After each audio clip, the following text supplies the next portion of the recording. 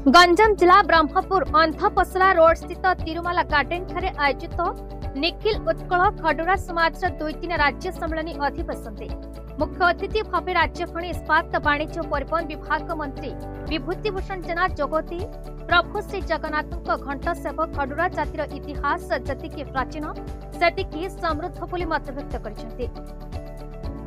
तारातारिणी खडुरा समाज एक कल्याण मंडप निर्माण अनुरोध को मंत्री रक्षा करेंगे।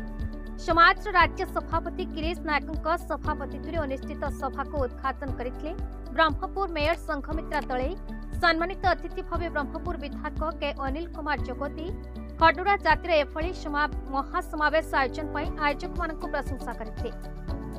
समावेश राज्य तथा राज्य बाहर हजार हजार जाति भाई जोगदे। प्रथम दिवस रे जातिर बहु प्रतिभावान व्यक्ति विशेष छात्र छात्री को उत्तरीय मानपत्र दे संबर्धित कर खडुरा समाज स्मरणिका और कैलेंडर को मंत्री श्री जेना उन्मोचन करते। समावेश महासभार अध्यक्ष चंद्रशेखर नायक, समाज उपसभापति टहल साहू, उपसभापति पिके नायक, साधारण संपादक प्रशांत नायक, कोषाध्यक्ष देवराज नायक और सम्मेलनी आवाहक जोगेन्द्र नायक मंचासन थे। मोदी प्रसन्न कुमार नायक निखिल उत्कल खडुरा समाज राज्य संपादक। देखु आमर जुलाई 23 मसीहा 23 तारीख में आमर निखिल उत्कल खडुरा समाज प्रत्येक खडुरा भाई मानक नहीं एक महासमावेश आरंभ होता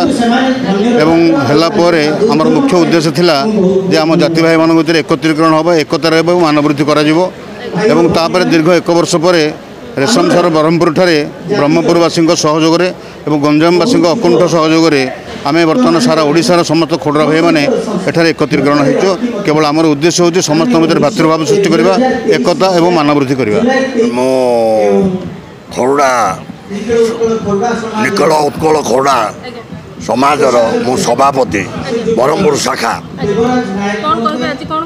आज आमर गोटे महासभार आयोजन होती जोटा कि आमर 120टा पेंटरू सब डेलीगेट आसचंदी। मुख्य अतिथि भाव ब्रह्मपुर मेयर आसिक गले वर्तमान आउरी 2 जन मुख्य अतिथि आसवे।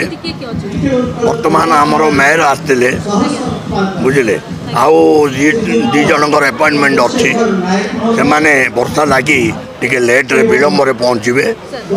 आज व्यवसायी जो लोक व्यवसाय करि से जदि दुर्बल अच्छी ताको आम केमिया साहाय्य करी आमर अभिमुख्य। मो धनपाल नायक आलौर खडुरा महासंघर मो एक्जिक्यूटिव बॉडी मेंबर आमर ब्रह्मपुर पेंटर मो वाइस प्रेसिडेंट अच्छे खडुरा समाज। आज आमर 1961 आमर गठन होती खडुरा सभा आगुरी तो गठन होता आम जान मात्र आगुरी सुप्त अवस्था एवं यूथ बाला बाहरिकी आमको एनकरेज करके जातिटा के आगुआ नाबा और एकता के समस्त उद्देश्य उन्नति रखि ये मो जगन्नाथ आशीर्वाद चाहूँ आम जगन्नाथ पर शरण मागु। ब्रह्मपुर दानंद शंकरी पूज BE न्यूज ओडिशा।